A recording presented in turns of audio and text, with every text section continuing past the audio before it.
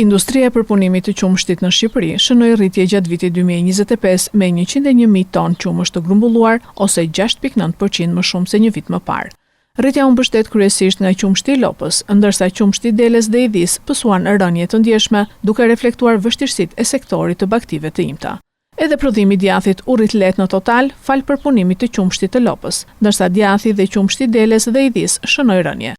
Të dhënat janë publikuar nga Instat në anketën e qumshtit dhe nën produkteve për vitin 2025.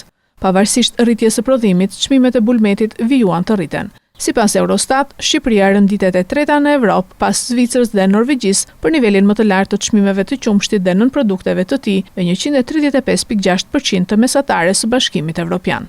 Krahasuar me vitin 2022, kur indeksi ishte 112.3, çmimet janë rritur ndjeshëm, duke i bërë produktet e bulmetit dhe vezët rreth 36% më të shtrenjta se mesatarja e BE-s.